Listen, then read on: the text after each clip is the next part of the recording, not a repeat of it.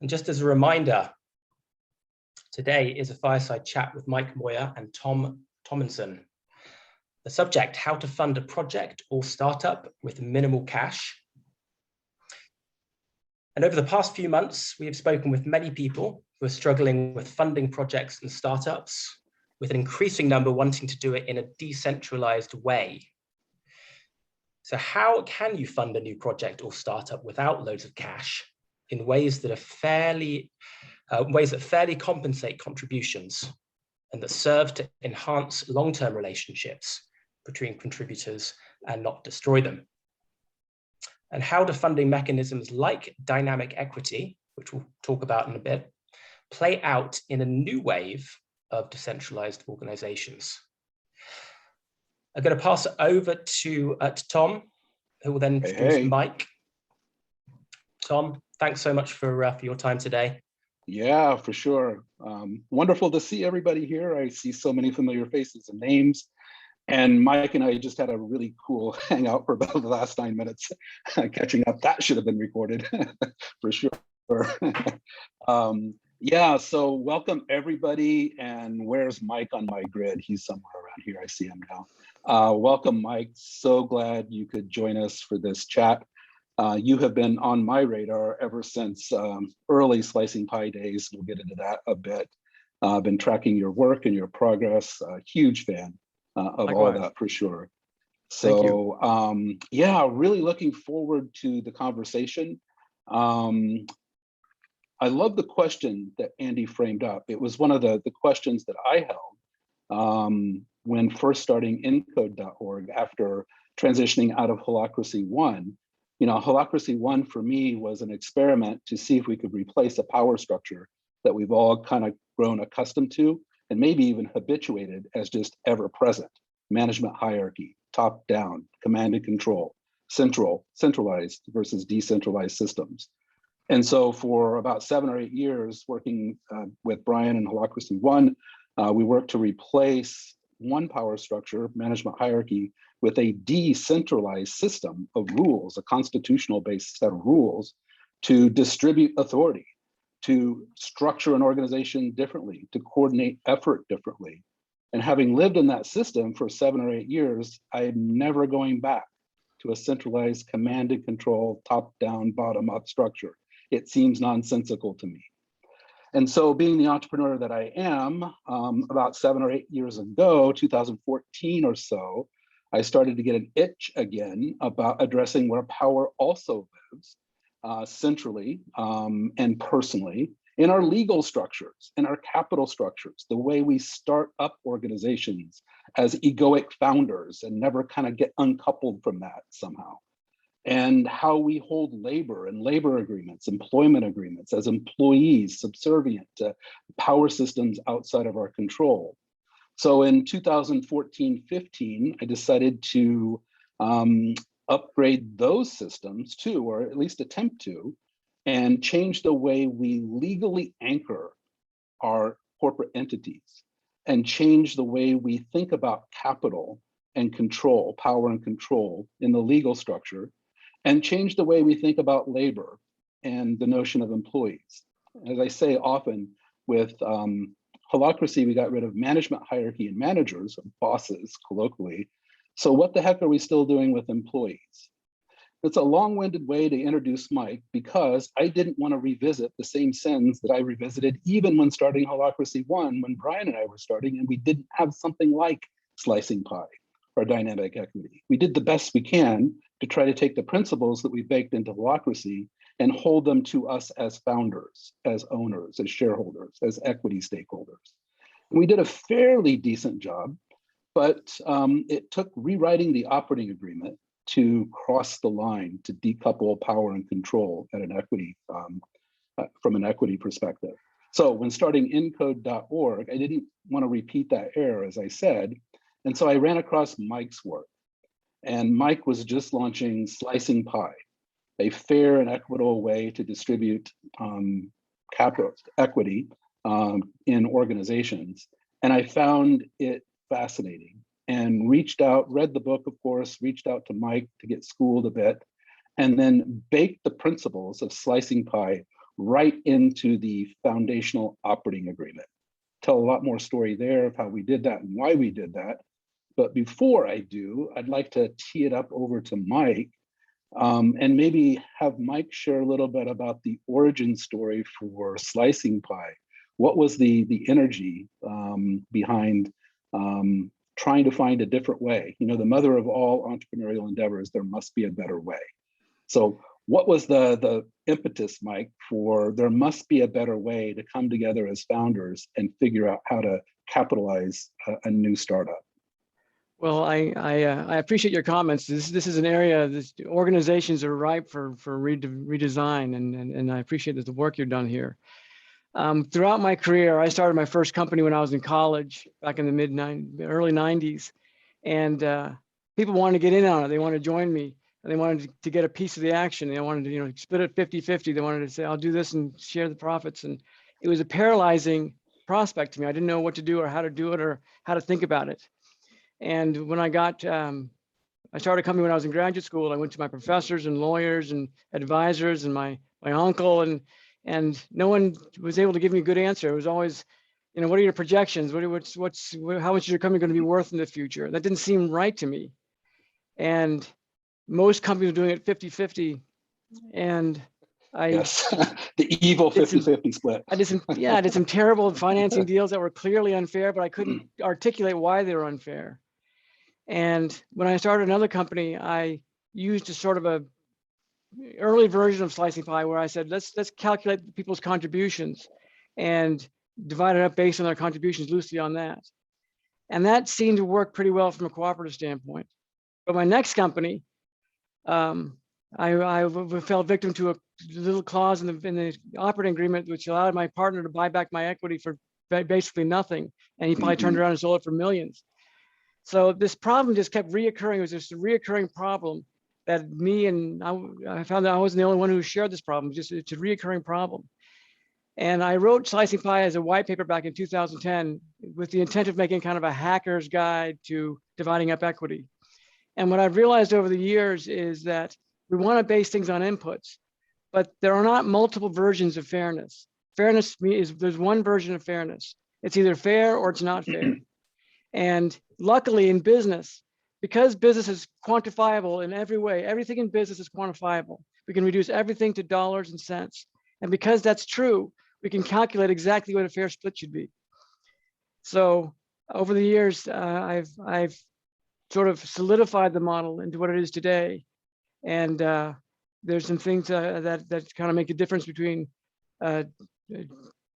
dividing equity on inputs and then calculating a true Slicing Pie split. And I think it just kind of reflects the logic of fairness. For instance, if we're brothers and our dad gives us a cookie, it's clear we both paid nothing to get it, right? So the only fair way is 50-50. There's no other versions of that. Yeah. So we both paid nothing to get it. So that's kind of the logic of fairness being applied. Those were some of the key elements that caught my attention too. There are principles at play that match some of the same principles that are in self-organizing systems like Holacracy and others, like this notion of fairness via transparency. Everybody gets to see the same thing and play by the same rules and value the inputs the same way. There are no privileged classes. This is like amazing, right? There's no magical leprechauns. Yeah, exactly. There's no one that can swoop in and outvote the system. It is Slicing Pie. It landed for me as a system of rules written down in a book that everybody could play the same game by. And folks that know me know this is very familiar language.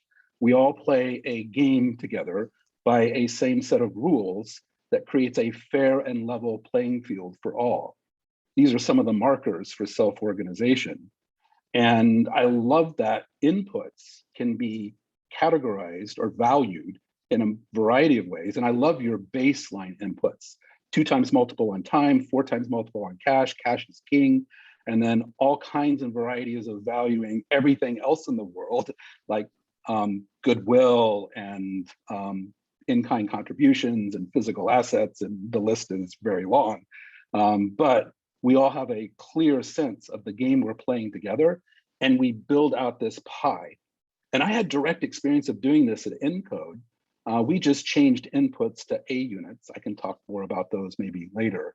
But over the early development of Encode, we issued 1.3 million of these A units or inputs. That's how we capitalized Encode. And it was free and fair for everybody to see exactly how the contributions were being calculated and collected, and what slice of the pie everyone had at any moment in time, back to this visibility thing. Yeah. So I just fell in love with the principles that were baked into your work and the practicality, how you made it executable. It wasn't just an aspirational idea. You laid out a way of actually doing it, which was amazing. Thank you. Yeah, it should be clear to everyone what's going on. You know, everything else is so confusing. Yeah, the other thing that you addressed, so the inputs kind of mimic the old school sweat equity structures. You and I talked about this on a phone call early as I was kind of learning your system. How does inputs differ from sweat equity, which might be an interesting topic for you to touch on. But beyond just the equity, the sweat equity, the labor inputs, you also dealt with cash inputs. So there were a lot of questions pre-breakout about early capitalization and the notion of well loan. Well loan is a term of art of slicing pie, Mike's term, but we took it whole cloth and baked it into the for-purpose enterprise operating agreement. And Encode and several other entities were funded with cash, outside cash from early investors, with this mechanism called a well loan, which I think is brilliant. It's a significant upgrade to the convertible note or the safe note, in my opinion. And maybe Mike, you could tell us a little bit about the origin of well loans. Well, the well loan and the slicing pie loans reflect the fact that the only thing that your inputs are consumed. So if I contribute time, my time is gone. If I invest $1 million, it's not at risk until it's consumed. So the well concept is a place where you hold cash to pay your expenses. And as cash is spent, it's consumed by the company and becomes at risk, and you start counts towards your equity structure. The best way to think about slicing pie is a game of blackjack. And this is kind of an analogy I use a lot. Do you know how to play blackjack?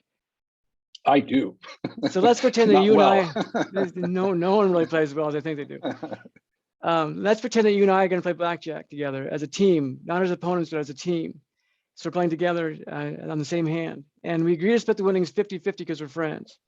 So we go to the table and we each put $1 on the same hand of blackjack. We don't know if we're going to win.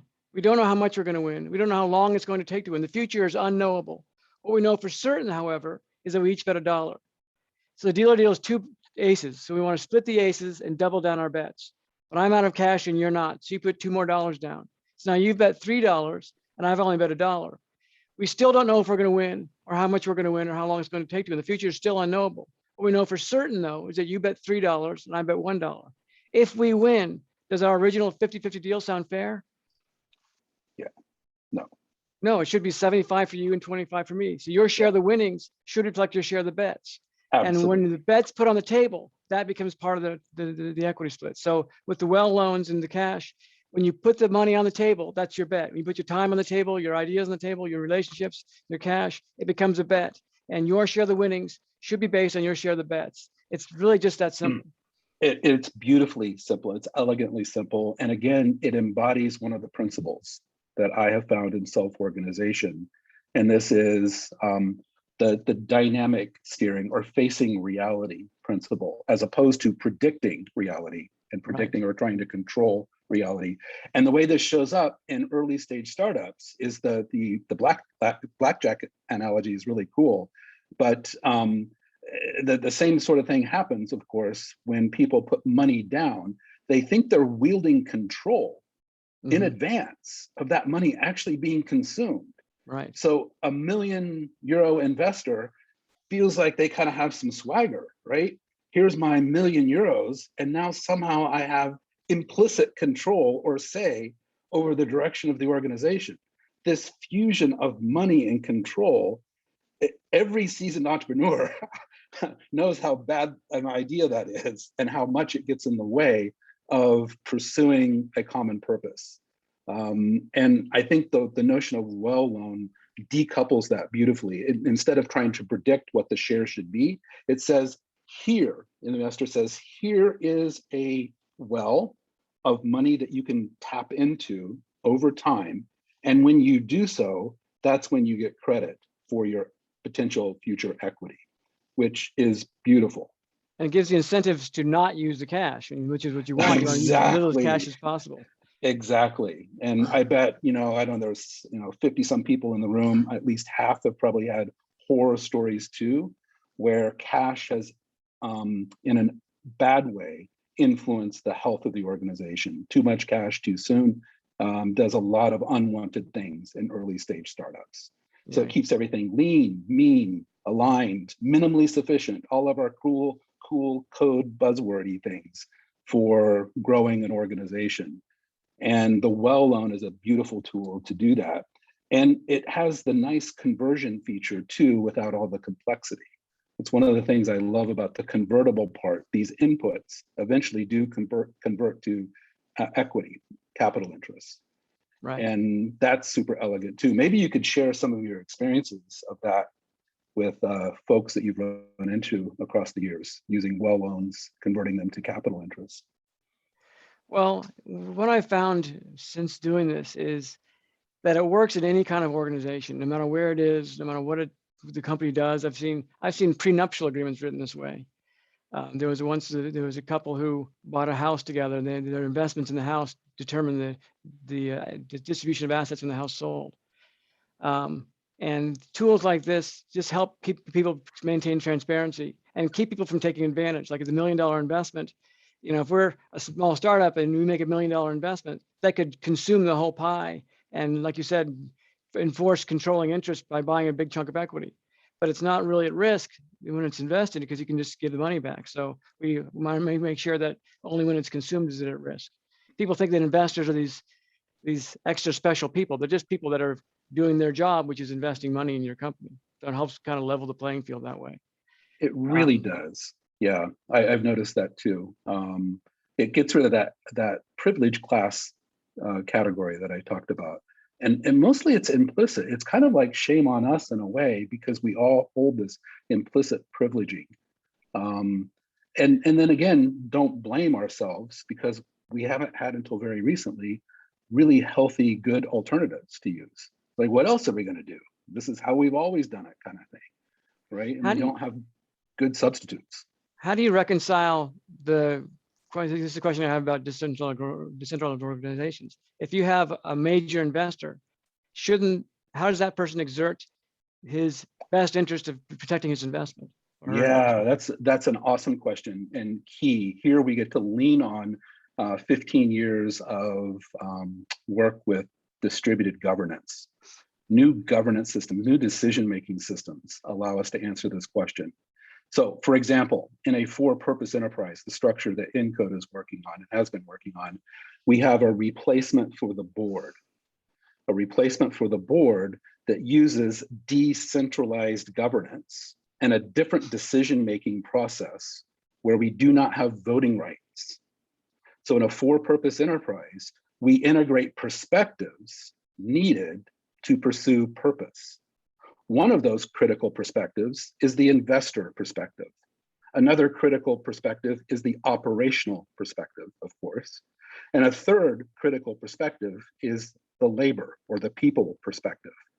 Those three major perspectives get held in a functional group, a circle, replacement for the board, and we use integrative decision-making, holacracy style governance, or maybe sociocracy style governance, or maybe another integrative decision-making process where we do not vote.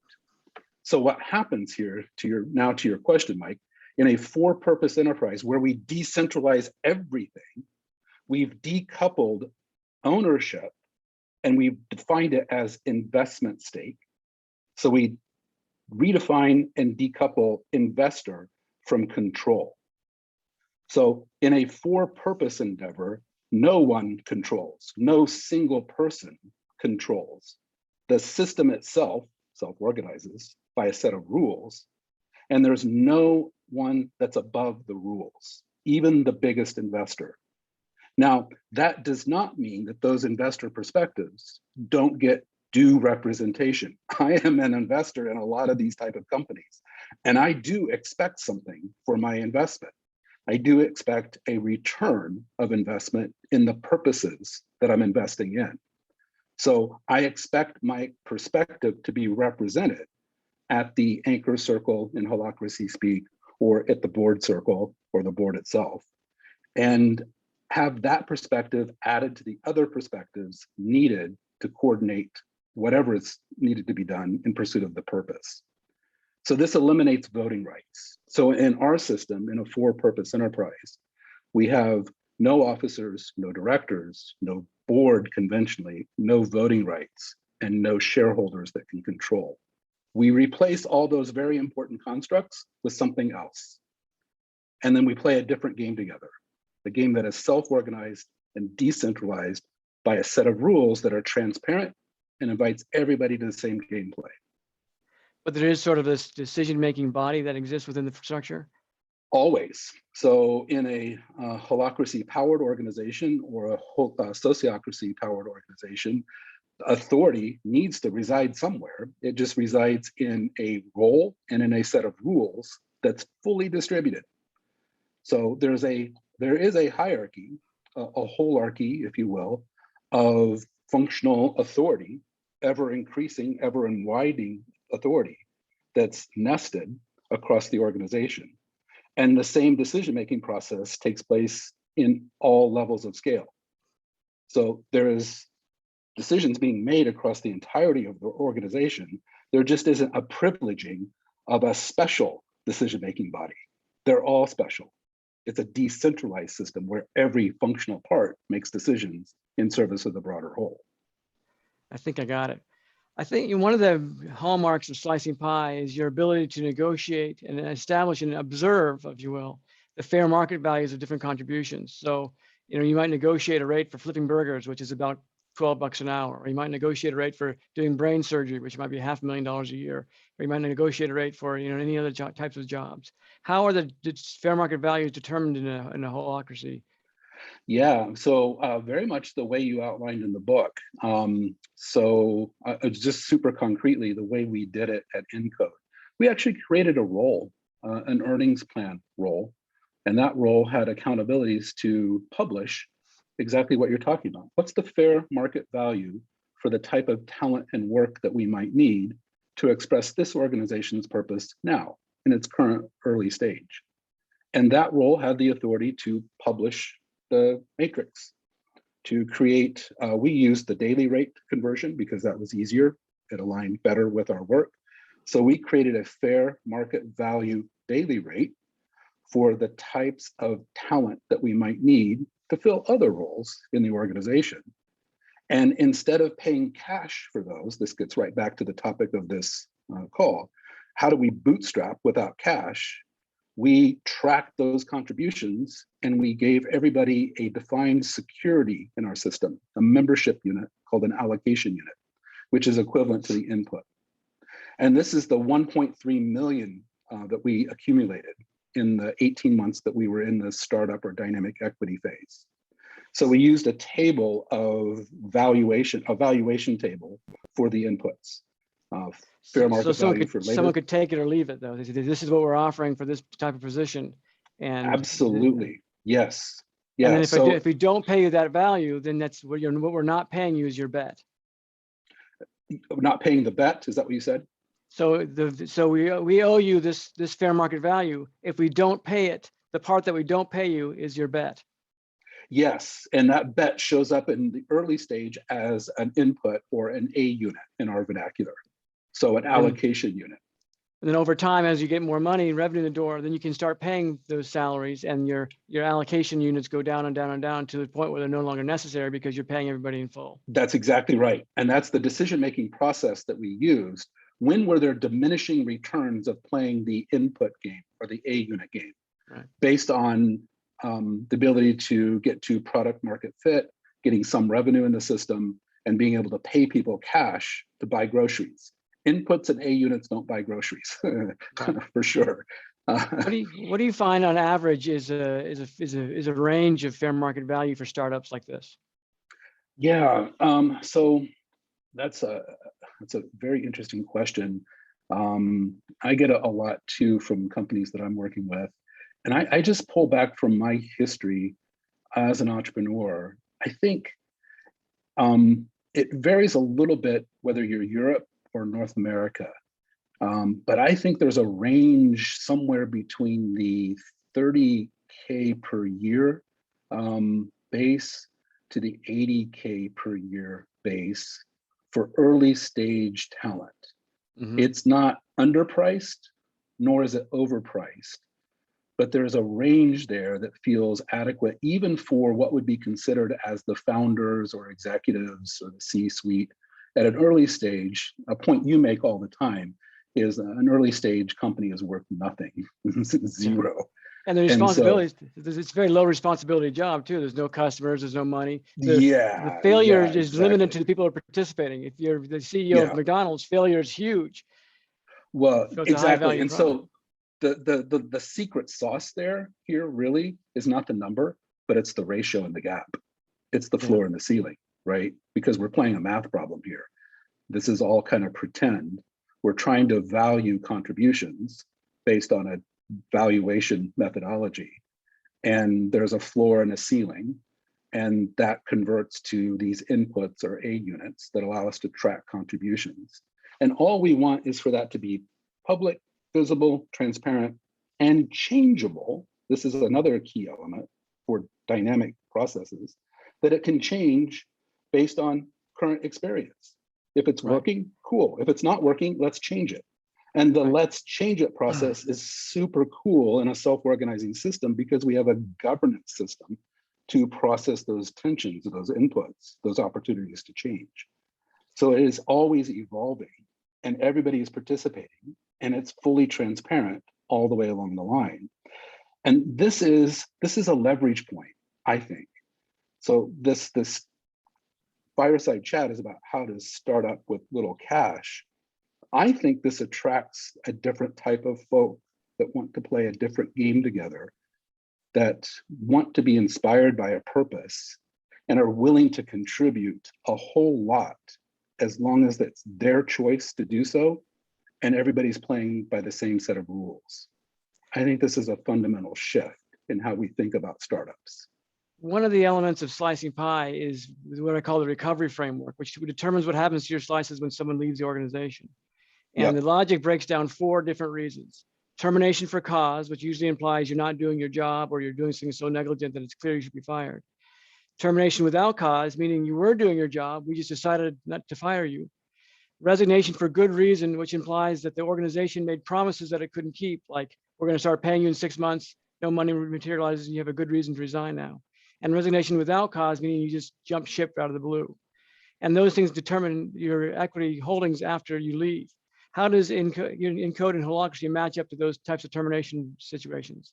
Yeah, so what we did is we took those very 4 categories and we encoded them. We wrote them into the operating agreement. So when we define what this allocation unit is, in LLC language, it's a membership interest or a membership unit. And in the operating agreement, we define how it works. We have a set of rules like code, and we encode what happens in each one of those 4 conditions, Mike. And so it becomes a condition of membership. When you join a for-purpose enterprise, instead of an employment agreement or a labor agreement, you get a membership grant agreement, like becoming a member of a co-op, right? And that membership agreement says that you'll play by these rules. And these rules are transparent and fair to everybody. And part of the rules address your question. What happens when things don't go as planned? And you decide to leave. We say warning for termination for cause. We say warning, warning, fired. You got to give somebody a warning. How does the organization, the decentralized organization, issue a warning? So it is a little bit different here because work is held in role, and there's a role to assess how that is going. So an individual can be removed from working at any point in time. The real question is termination as a member. And that falls, so we separate two things. The work and deciding who's a good fit for doing that work. And membership is based on purpose. So it is a little bit different filter that we evaluate. Is this person, did this person have a life change that causes her or him to need to shift? And there are no penalties involved. In other words, we look at it through different lenses between a fit for the membership or the culture or the purpose and a fit for the work. It gives us a richer tapestry by which to examine the problem. So what happens when someone isn't doing their job properly? Well, in the simplest way, and there are a lot of Holacracy practitioners, if someone isn't doing their job, they can be removed summarily with no notice from that job, although that's rarely how that works. Usually with this high degree of transparency, there is early warning and a lot of healthy peer pressure to hold people accountable to the roles that they're filling and making those roles move towards the progress or the outcomes that they're seeking. So it's a little bit different than having a labor agreement where you have a boss and a job description or a position that you can be fired from. So it's a slightly different construct. One thing that I find is what I think is a misconception about equity is that the equity itself is a motivator. I see equity as more of a reflection of motivation rather than a cause of motivation. For instance, if you buy Tesla shares, the only reason you'd buy Tesla shares is if you believed in that organization, you believed in the future of Tesla. If you didn't believe in the future of Tesla, you wouldn't buy Tesla shares. So it's the same in a startup. If I believe in the organization, then I'm going to want to acquire equity or exchange my income for equity because I want to acquire those shares. If I don't believe in the organization, I might as well just take the cash. So in a situation where there's grants involved, sure, you can give me Tesla shares, whether I like Tesla or not, I'll take the shares for free. But the whole idea of acquiring shares or paying for shares implies that I believe in the future of the company. And people who don't believe in the future of the company, they could still work there, but they may not be a good fit in the long term.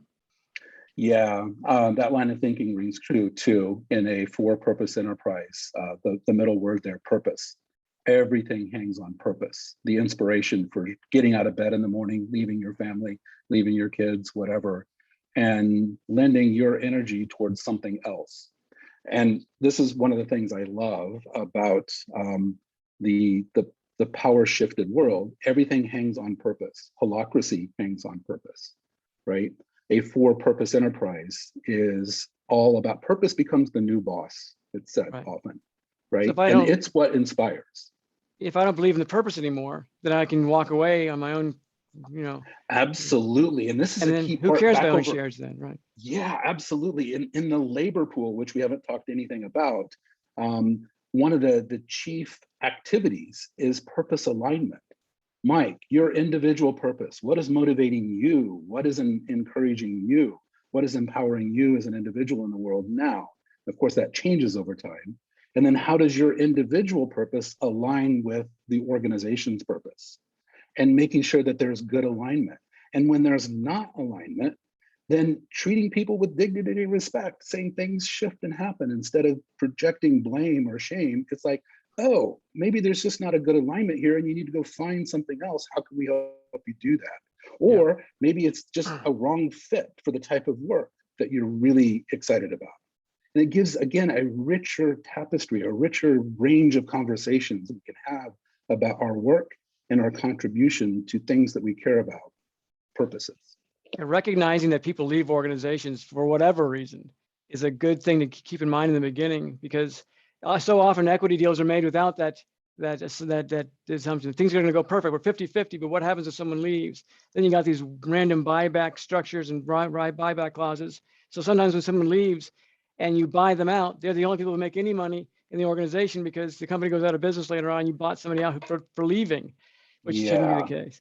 It absolutely shouldn't. This is these are some of my horror stories too. And my motivation, again, for seeking out your work, having been party to a lot of those structures, those constructs like stock options, phantom stocks, warrants, lockup periods, all those things that were dangled in front of people to seduce them to somehow contribute, I now find offensive. Mike and I were talking about some of these things in our little breakout, that the old world constructs now, to me, many of them feel off color in my ear.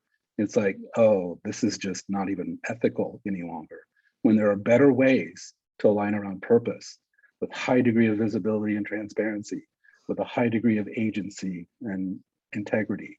They're just better ways to coordinate our effort across all aspects, right? And so everything else that came before feels just a little bit off. How do you accommodate for people who live in different parts of the world? So if I have a developer in San Francisco coding the same thing that my developer in India is coding, how do I accommodate for the fact that San Francisco salary may be much higher than the Indian salary? Actually, it's pretty simple. Probably much like you would recommend in your books, especially probably the second book, is you adjust it according to that reality. So back, like I said, at Encode, we had a role that was creating the earnings plan that had the authority to model the inputs, the fair market value. We just do it with what makes sense. We don't try to universally apply everything to everybody. That doesn't make sense. Rarely does that make sense, right? Because the reason you go overseas is to save money. Yeah. And to find good talent. Yeah, so we don't try to play that game. And again, it's not actually the number, but it's the ratio, right, between the top and the bottom, and how those get converted, because time gets converted to 2 times input. So you don't differentiate between the salaries? They do not, no. Okay. So I would be leaning towards differentiate. Yeah, I don't think it makes a lot of sense unless there are things that we're missing as a fair market rate for acquiring somebody that in that local region. So yeah, so what I tell people is when you can start, by establishing fair market rates, it means that when you can start paying because you've received investment or series or break even, then you will start paying. So paying someone a San Francisco salary assumes they can make a living as in San Francisco with that salary. And paying someone the San Francisco salary the same as the Indian salary may be absolutely overpaying. Yep. So the way we address this without getting too deep into the weeds, we stage it. So there is the dynamic equity period where all we're tracking mostly are A units or inputs. When that game is over, we shift gears into another financial strategy of deferred interest. And here it's more important to align the earnings potential of an individual in their locale, their location, to what they might expect to earn in a company actually paying them. And so there's a next stage after dynamic equity. There's another growth stage. And then after that growth stage, there is yet another. So we kind of divide this up into 3 different maturity stages would be a way of thinking about it. And we make the decision about what stage the organization is in through this process of due governance, sensing into the reality of the situation and then shifting gears accordingly from dynamic equity to deferred interest to actually paying profit interest. So it assumes a sort of a renegotiation or a change in compensation. Yeah, so everything changes. Yes. Yeah. So the way that would be handled in slicing pie, similarly, is if you have someone that let's say I'm paying a San Francisco someone $100,000 for coding in PHP, and I find someone in Asia willing to do the work for half the price. Well, we may be willing to do it for half the price, but not for free. So I'll continue working with the $100,000 person under slicing pie. And then once you start paying, we might say, listen, now that we have the cash, we can't afford to pay this fully loaded salary. So either renegotiate with that person or terminate for no good reason because they were doing their job and hire somebody else at a lower price. So that's kind of an Axeman concept. You want to do it a little more nicely than that, but you should be able to make good financial decisions for all these financial decisions, and having fair market price in mind forces you to make good financial decisions. If I can buy toilet paper for $5 here and $1,000 here, I should buy the cheaper option for my office. Yeah, the for purpose enterprise structure wouldn't push against any of those principles, Mike. I would just say we hold it slightly differently in stages. So the earliest stage is about getting to that first cap table, right? And then it's a different game. So the high risk early contribution, we're working for inputs or A units, and we're creating a pie. And then at some point we're slicing that pie. And it feels like that's the place where we need to be fair across the board, all the components that you've outlined in both your books. And then as we mature up, we do need to pay attention to the organization's needs and make good organizational decisions, including financial decisions on sourcing cost of labor. And that's a different game. Before you pay profit interest, do you assume people are getting their salaries too? Not necessarily. We have the ability for the person to elect to take less and take something else of value called a deferred interest. Unlike an input, it actually has a security interest. In other words, it has liquidation rights and earns interest until it's able to pay cash. Got it. So in slicing pie, once you earn your share of the equity, then you are subject to dilution, whatever your follow-on plans are. If you have option programs or reverse vesting, whatever, you're still subject to dilution. But your profits can only be paid off when all your expenses are met, including salaries. So one analogy I use, or one explanation I use, if you and I are brothers and our father dies and leaves us his company, 50-50, we each get 50% of the profits, whether we work for the company or not. If you work for the company, you get your salary in addition to half the profits. If I don't, I don't get a salary. So assume that it separates salary and ownership. Kind of like if you went to work for Apple Computer and the first day I said, hey, good news, I found out you own Apple Computer shares, so we're not going to pay your salary. You would think that would be ridiculous. So there's exactly. So in the slicing pie model, the assumption is before we can make distributions and dividends, we would pay salaries first. We won't pay back salaries, but on a go-forward basis, you're paying salaries. Yeah, that's 100% consistent with the way the for-purpose enterprise structures it. We would just use different language. And once we get to a cap table, once we get to equity owners, then the waterfall principle of dividends and profit distributions comes into play, where profit interest holders' salaries get paid first. Any deferred salaries get paid next. Any dividends that are remaining operate by retained earnings process. Classic, how much should we retain for investment versus deploying for investors? And so all of those decisions then are dynamically steered and self-organized in a system like Holacracy and the for-purpose enterprise. So again, all of that is visible and transparent to all classes, whether you're a capital interest holder or a profit interest holder or a deferred interest holder. We just treat those classes differently according to how they're defined. Got it. Tom and Mike, I would love this to run for another few hours. However, and we can keep going, but I want to just take stock now. We're at the hour, just past it.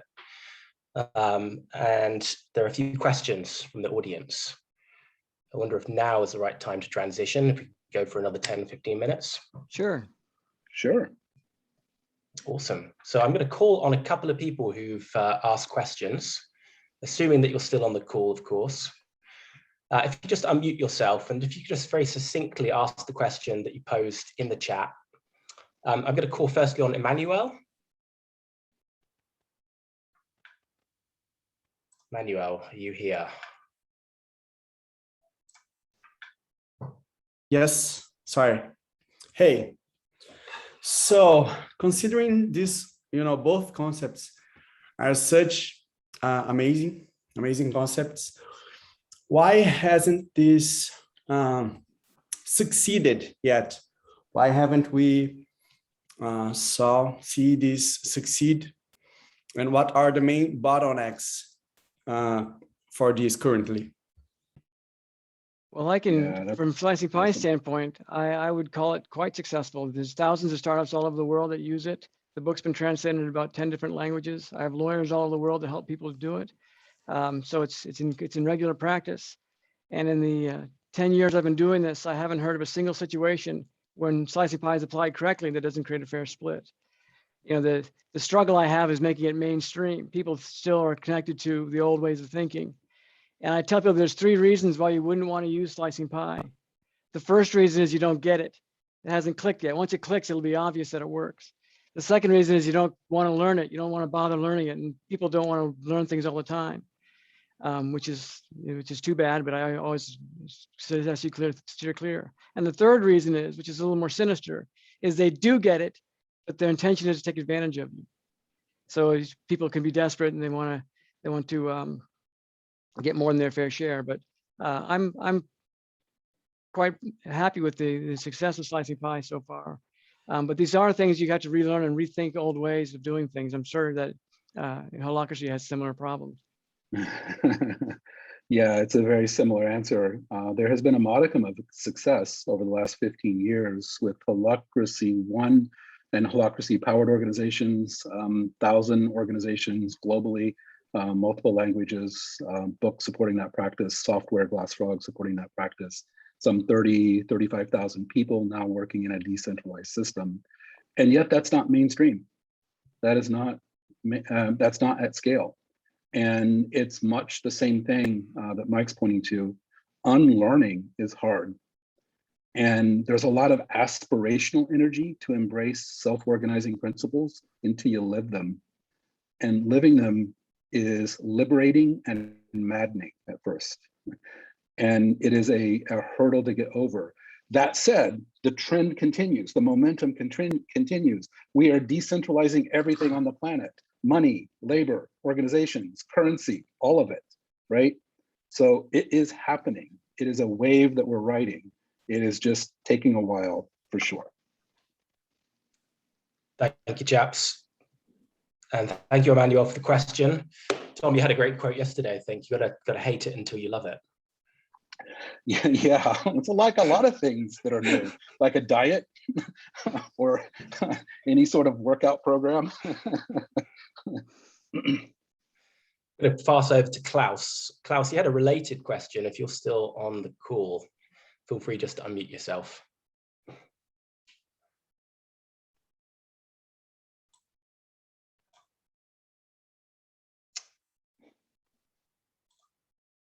All right. Well, I think it's actually, if Klaus isn't here, I'm going to ask the question because I think it's one that is a problem for many people. How do you fairly and collectively appraise how much each person's hour of contribution is worth without requiring days and days of group discussion?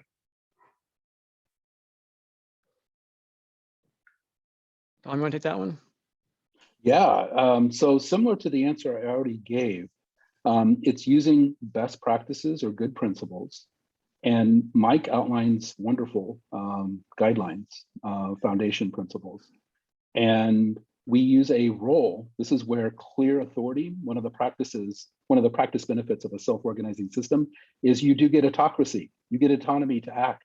Once you're clear on what the role's authority is and everybody's had an opportunity to participate in structuring that authority, then that role gets to act. And the act is to set the earnings plan and to establish the fair market value for inputs autocratically, efficiently, without collaboration or consensus seeking. It's a beautiful thing. And we go with that until there are tensions that indicate it should be different. And then we adjust, and then we repeat, and then we adjust. And so we get the benefit of fast moving autocracy, while at the same time integrating perspectives to keep everything fair and visible.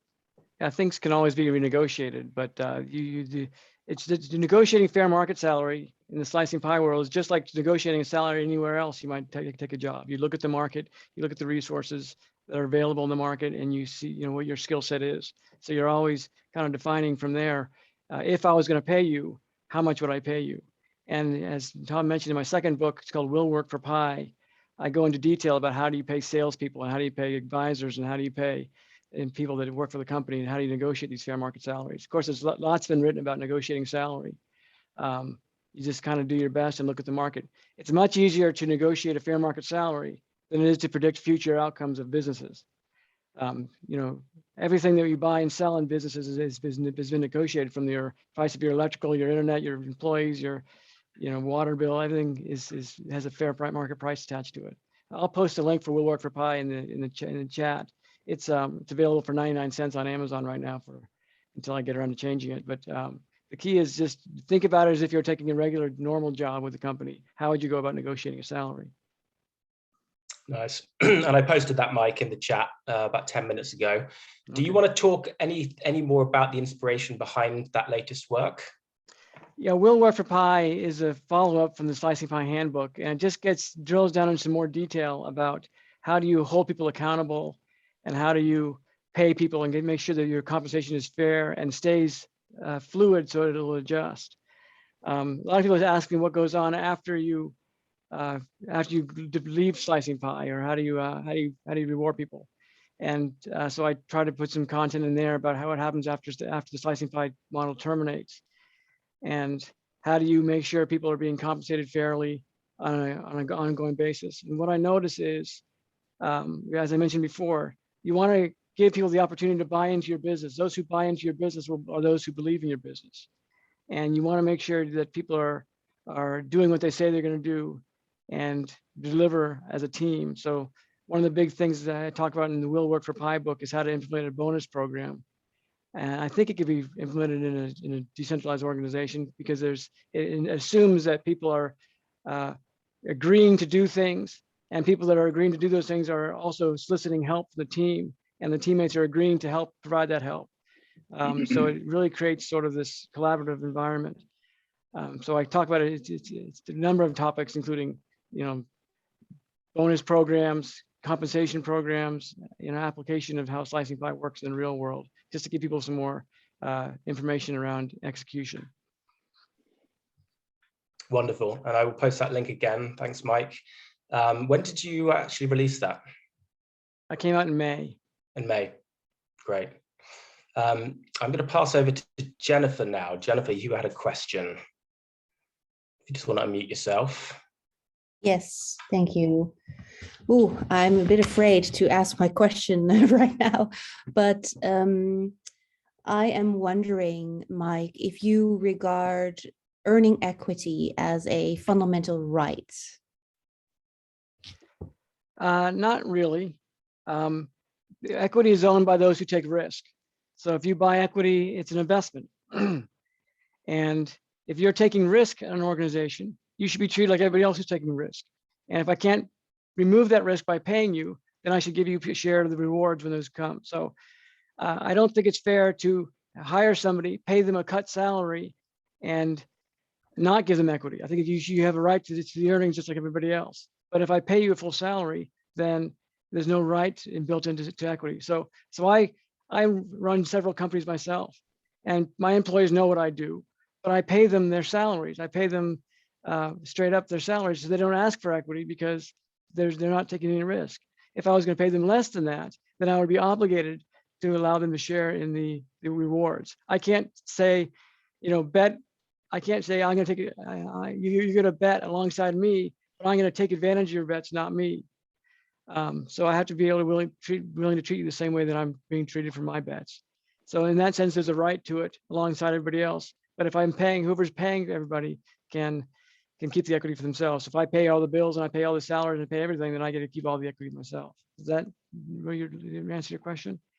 Yeah, a little bit. I'm trying to hold Slicing Pi towards the fact that we also tend to regard companies as a living system, a living organism.